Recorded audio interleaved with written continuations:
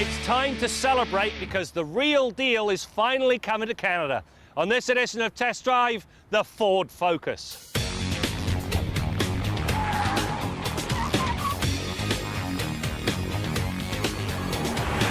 At one time, any Ford imported from Europe was something to be avoided. Just think of the thankfully now departed Contour. That all changed with the introduction of the Fiesta.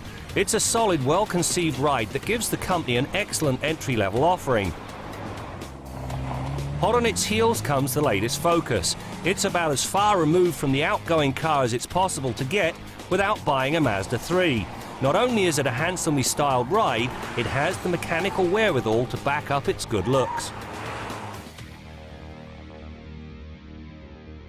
The interior of this Focus has been designed very well indeed. To begin with, top-notch materials, very comfortable seats, and you can put in as much or as little as you actually want. But the one thing I really do like, and it boils down to the driver cockpit. Now over here, you've got all of the entertainment functions, as well as the phone.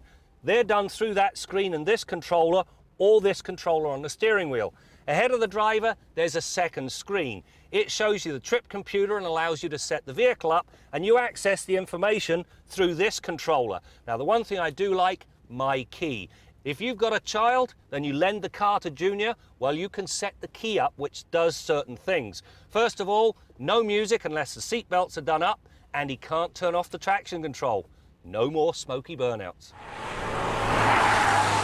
In terms of ride and handling, the Focus walks a very fine line. It's well damped and very comfortable without sacrificing the handling characteristics in the least.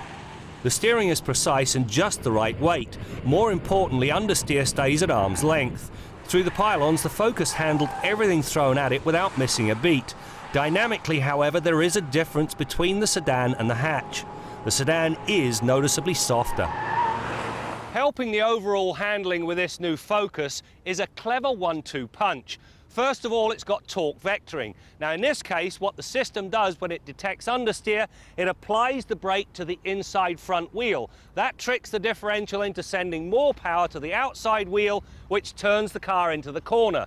At the same time, the stability control system, it's applying the inside rear wheel. Again, that action turns the car into the corner. Now don't think of them as separate systems, they actually work together, and they do so very nicely as they push understeer a long way out. Another of the big improvements is found in the powertrain. The Focus arrives with a completely new 2-litre direct injection 4-cylinder that includes variable valve timing on both the intake and exhaust cams. The net result is 160 horsepower and 149 pound-feet of torque. The delivery of power is both linear and unflustered, which means it arrives without the usual 4-cylinder thrashing and its attendant noise. It also gives the Focus the wherewithal to hustle from rest to 100k in 8 seconds. The back end of this Focus hatchback's been well thought through.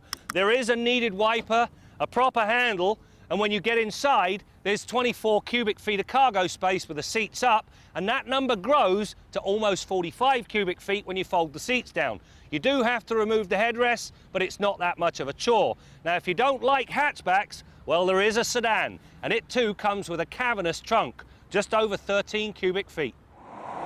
The Focus is offered with 2 transmissions, the 5-speed manual in the test car and a 6-speed twin clutch. The latter is the better choice as it's a delight to drive. When in the normal mode, the box does tend to upshift early for fuel economy reasons, which makes the sport mode the preferred setting. It not only finds the right gear when climbing a grade the instant the Focus crests a rise or the driver dabs the brakes, the box automatically downshifts to the correct gear. So from all of this, if you take it that I like this new Ford Focus, you'd be right on the money. Great chassis, delightful powertrain, and an interior that's been finished to a T. So what is the fly in the ointment? Well, quite simply, if you want a block heater, add extra. If you want Bluetooth, extra. Heated seats, extra.